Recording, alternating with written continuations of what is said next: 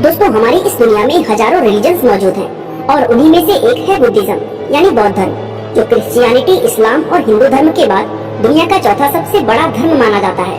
दरअसल बौद्ध धर्म दुनिया के सबसे पुराने धर्मों में से एक है, जो आज से करीब 2500 साल पहले गौतम बुद्ध के द्वारा भारत में शुरू किया गया था और आज दुनिया की 7% से ज्यादा आबादी यानी करीब 54 करोड़ लोग इस धर्म को फॉलो करते हैं। तो दुनिया में बौद्ध धर्म की शुरुआत आखिर किस तरह से हुई, इस धर्म के सिद्धांत और शिक्षाएं क्या हैं और कैसे ये दुनिया के सबसे बड़े धर्मों में से एक बना, ये सब कुछ आज हम इस वीडियो में जानने वाले हैं। तो चलिए अब वीडियो को शुरू करते हैं।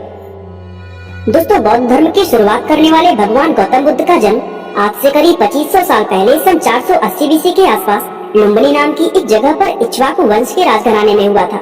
आज के समय में ये जगह नेपाल के अंदर मौजूद है। दोस्तों, गौतम बुद्ध के पिता का नाम शुद्धोधन और माँ का नाम महामाया था, जो कुलीय वंश से ताल्लुक रखती थी। जन्म के समय गौतम बुद्ध का नाम सिद्धार्थ गौतम था, जबकि बुद्ध नाम उन्हें ज्ञान की प्राप्ति होने के बाद दिया गया। दोस्तों, गौतम बुद्ध का शुरुआती जीवन बड़े ही ऐशो आराम में गुजरा, क्योंकि उनके पिता उनके ऊपर दुख और पीड़ाओं को नहीं देखना चाहते थे। दरअसल जन्म के समय गौतम बुद्ध के बारे में ये भविष्यवाणी की गई थी कि वे आगे चलकर अपने पिता की राजगद्दी व राजपाट नहीं संभालेंगे, बल्कि इसकी जगह वे लोगों को धर्म का मार्ग दिखाने का काम करेंगे। और ये भविष्यवाणी सुनने के बाद राजा शुद्धोधन काफी चिंतित हो गए थे। इसलिए उन्होंने ये फैसला लिया कि वे सिद्धार्थ को एक ऐसा जीवन देंगे जो पूरी तरह खुशियों से भरा होगा और जहाँ संसार के दुख व पीड़ाएं उन्हें छू भी नहीं पाएंगी। यही वजह थी कि गौतम बुद्ध ने अपना शुरुआती जीवन आलीशान महलों में रहकर बिताया, जहाँ उनकी हर एक इच्छा पूरी की जाती थी। यहाँ तक कि राजा शुद्धोधन ने सिद्धार्थ की सेवा में लगे बूढ़े, बीमार व बदसूरत दिखने वाले नौकरों को महल से निकाल दिया था और उनकी जगह जवान व सुंदर नौकर ही गौतम बुद्ध की सेवा में लगाए जाते थे। उनकी सेवा में लगा कोई भी नौकर उनसे जीवन के दुखों के बारे में कभी कोई बात नहीं करता था, जिसके चलते गौतम बुद्ध को कभी ये पता ही नहीं चल सका कि इंसान के जीवन में दुख जैसी कोई चीज भी होती है, बल्कि उन्हें तो लगता था कि दुनिया में खुशियों के अलावा और कुछ नहीं होता। यहाँ तक कि दोस्तों, उनकी पसंद की एक सुंदर लड़की से उनकी शादी भी करवा दी गई थी। लेकिन इतना सब कुछ होने के बावजूद भी गौतम बुद्ध को अपनी लाइफ से कभी संतुष्टि नहीं हुई। उन्होंने अपने जिंदगी के 29 साल इसी तरह महल में रहकर ऐशो आराम के साथ बिताए। लेकिन 29 साल की उम्र में जब वो पहली बार अपने महल से बाहर निकले तो जिंदगी की हकीकत को देखकर वो पूरी तरह हैरान रह गए। दरअसल बाहर निकलकर उन्होंने पहली बार बूढ़े, बीमार, दुखी और मरे हुए व्यक्ति को देखा और जब उन्हें पता चला कि ये सारे दुख दुनिया के हर एक इंसान को झेलने पड़ते हैं, तो उन्हें जिंदगी की असली सच्चाई का एहसास हुआ, जिसे जानने के बाद वे खुद भी पूरी तरह दुखी हो गए। इसी तरह एक बार जब वे अपने महल से बाहर घूमने के लिए निकले तो उन्होंने एक सन्यासी व्यक्ति को देखा, जो उन्हें दुनिया के बाकी लोगों से कहीं ज्यादा खुश और समझदार लगा। उसको देखते ही गौतम बुद्ध ने ये तय कर लिया कि वे भी अपना राजपाट और लग्जरियस लाइफ को त्याग कर अपना बाकी का जीवन उस मॉन्क की तरह ही बिताएंगे, ताकि वे इंसान के जीवन से जुड़ी कठिनाइयों और दुखों का जवाब खोज सके।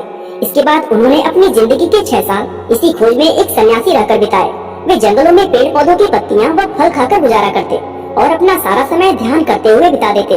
दोस्तों, अक्सर वो मेडिटेशन करते हुए इस गहराई तक चले जाते कि उन्हें कई कई दिन तक खाने पीने का भी होश नहीं रहता था और इस कठोर तपस्या की वजह से ही उनका शरीर किसी कंकाल के जैसा नजर आने लगा था।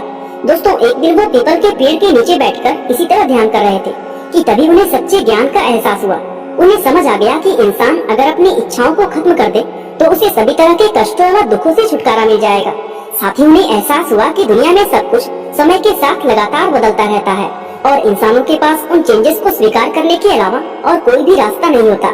ये विचार आते ही उनके मन से मौत का डर पूरी तरह समाप्त हो गया। दूसरे शब्दों में कहें तो उन्हें ज्ञान की प्राप्ति हो गई थी।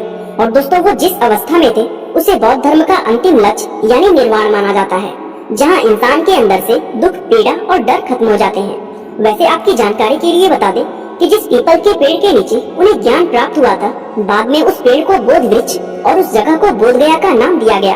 साथ ही ज्ञान प्राप्त होने के बाद वे सिद्धार्थ गौतम की जगह गौतम बुद्ध कहलाए जाने लगे। अब चूंकि गौतम बुद्ध चाहते थे कि दुनिया के दूसरे लोग भी उनकी तरह निर्वाण प्राप्त करके अपने दुखों से मुक्ति पालें, इसलिए उन्होंने 4 ऐसे नियम बनाए जिन्हें फॉलो करके दुनिया का कोई भी इंसान निर्वाण प्राप्त कर सकता है। इन नियमों को 4 नोबल ट्रुथ यानी 4 आर्य सत्य कहते हैं और इन्हीं 4 नियमों पर पूरा बौद्ध धर्म आधारित है। तो चलिए अब जानते हैं बौद्ध धर्म के इन 4 नोबल ट्रुथ्स के बारे में। नंबर 1, दुख।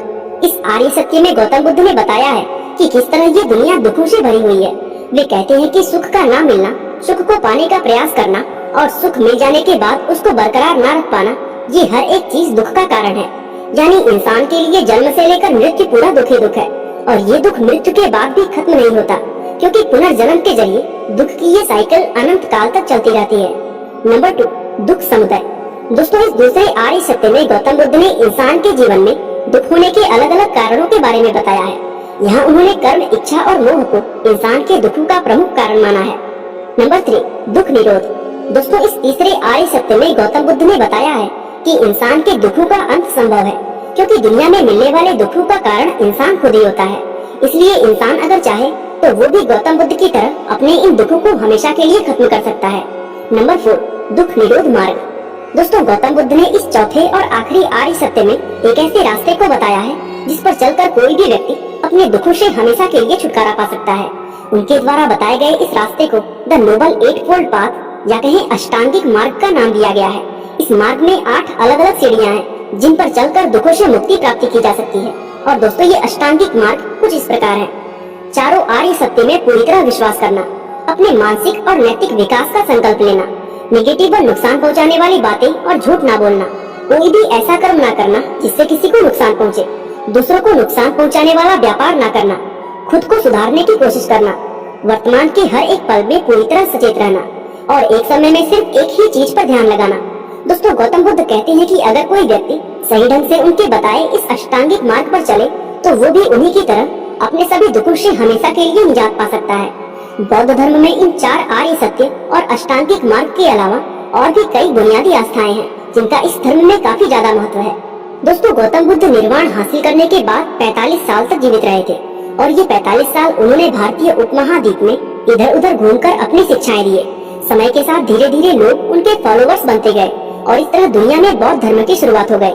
सन 400 BC में जब गौतम बुद्ध का देहांत हो गया तो उनके फॉलोवर्स ने बौद्ध धर्म को दुनिया के अलग अलग हिस्सों में फैलाना शुरू कर दिया और देखते ही देखते ये धर्म पूरे एशिया में फैल गया।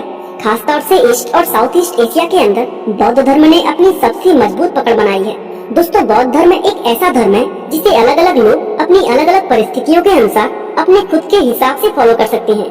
यही वजह है कि आज दुनिया में हमें अलग अलग जगहों पर कई अलग अलग तरह के बौद्ध धर्म देखने को मिलते हैं, लेकिन उन सभी को इस धर्म की 2 मुख्य शाखाएं थेरवाद और महायान में बांटा जाता है।